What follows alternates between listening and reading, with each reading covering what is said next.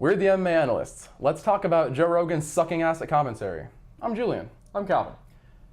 So, maybe sounds like a strong opinion, but I'm just going to be real. Joe Rogan has been the worst commentator for UFC for at least like 3 or 4 years. I agree. Thoughts? I 100% agree. I just think that the last couple years, he's really just taken a dive. But there was a time where he was a good commentator. Oh, yeah. But that time was like, it's not even 3 years ago anymore. It's like 5 to 10 years ago. Yeah, 4 minimum. Yeah. So let's talk where this really started. This really started with Israel Adesanya moving up against Jan Blachowicz at 205. The commentary off the bat was just so biased towards Izzy because he was the biggest star at the company at the time.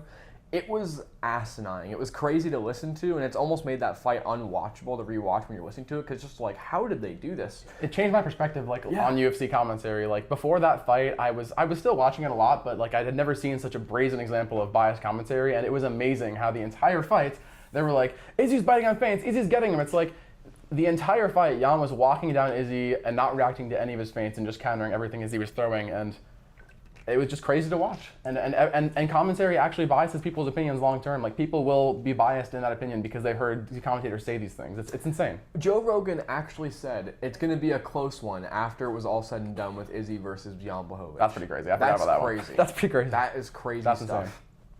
This is not the only example of Joe Rogan just being an absolute horrid commentator. You can see in the most recent James Yontop versus Mauricio Rufy That's a good fight, example. Having a really good fight. Obviously, it was very close, but Yontop missed weight by like it's supposed to be a 155 pound bout. It was like a 165 pound catch weight, and he missed weight apparently. So it was like 20 pounds over or 15 pounds over. Yeah, he was over Crazy, by a lot. Crazy, like he was crazy over by a lot. And Joe said like, after this performance, he's really going to be in the UFC's good graces. And Anik and DC had to be like, no, he's not. He missed weight by like a bunch of weight, and he missed the catch weight bout. And he's not really doing a great performance. He's just not getting knocked out by all these shots. I mean, and he was also talking about how close a performance it was. Rofi was outstriking him almost the whole fight. It was crazy stuff to say. There's so many bad examples of Joe Rogan commentary, like him just saying random things. Like, he's got a soundboard. He just says all these random emotes like don't even apply in these situations. Like, he'll randomly just say things that shows he has no knowledge of the fighters. Like, it's so hard to pull examples because it's like every single card he's commentating on.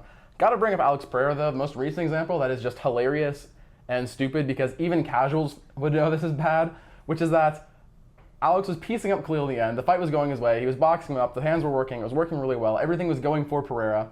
And Joe Rogan said that Alex should go back to the head kick, which was the one thing in the fight that didn't work for Alex, because Khalil's Muay Thai style provided a unique challenge, which is that he's really good at catching kicks. Alex Pereira is clearly not that used to it. It was working on Alex. Khalil was landing some good counters off that. The one thing in the fight that Alex was throwing that did not work was the head kicks. And in the moment of Alex's near victory, Joe is like, go back to that kick. It's stuff like that. It's little stuff like that he just says here and there, like all the time, that it's just kind of shocking to hear, because he's supposed to be the expert. You know, he's supposed to be the one teaching the casual fans about this stuff, and he's just saying random stuff, it sounds like to me.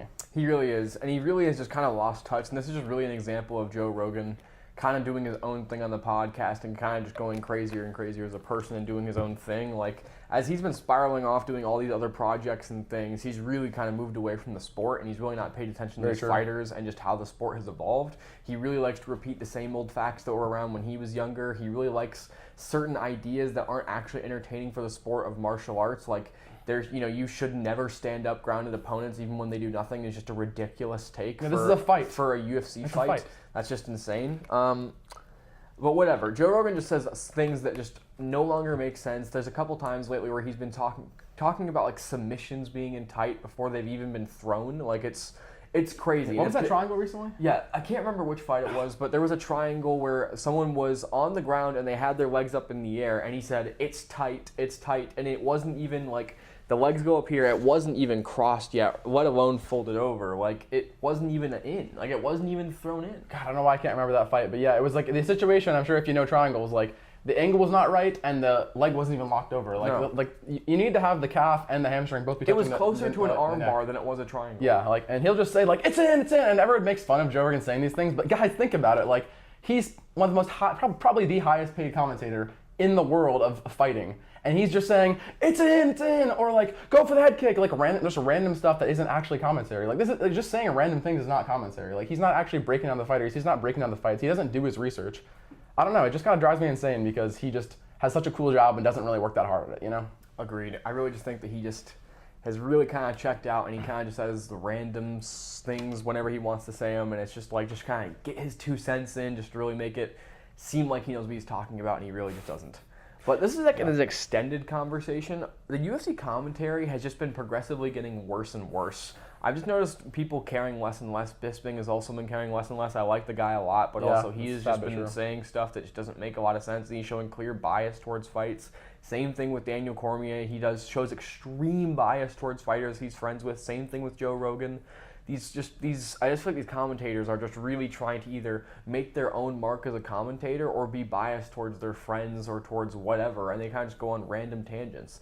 The only 2 commentators I see being consistently good is Paul Felder and John Anik. John Anik is really iconic for the sport. Just his voice and kind of the way he describes things to the casual fan is really in-depth, and Paul Felder is really good at that. Paul Felder's he's a former martial artist, but he's also really good at explaining things that fighters should do to get out of positions, whether that be on the ground or on the feet, or certain counters they could employ. And it's really just to educate the average fan that's watching the fight, and that's the shit that we should have as commentary. Right. That's their job. Like, obviously they can't break down every single technique and every single exchange, but like so often these days as well, you're seeing them ramble about stuff for minutes on end about something that's not related to the fight at all, and there's like some random story about some fighter, and like there's stuff happening in the fight, and they're just rambling for minutes and minutes on end about something that doesn't even matter. And it's annoying because lately, I never used to feel this way, but in recent times, I just watch these fights and I just wish, man, I wish there was an option to just watch the fight, hear the sounds of the punch and kicks and all the sounds of the octagon, and not hear commentary. Because honestly, at this point, for me, commentary is making my viewing experience worse because it's bothering me. And I know that's somewhat of a personal problem. I know most people don't have that issue, but if you know the sport and you listen to commentary, I know that you get upset sometimes too, because how can you not? All right, guys, that was just a quick rant we really wanted to do, just talking about Joe Rogan and kind of the overall commentary problem we're having. But it's really time for Joe Rogan to get off commentary. I'm serious about this. Retire. I'd really like him to see him retire. He's really just gone off the deep end. It was bad for a while, but now it's actually unbearable, and he's really just making cards really difficult to watch, and he's corrupting the average fan into thinking they're seeing something they're actually not. It's true. All right, guys, we'll see you in the next video. UFC 313's this week. We can't fucking wait. We're shitting bricks. All right. Shama. Shama. Talahio, bitches. Salio.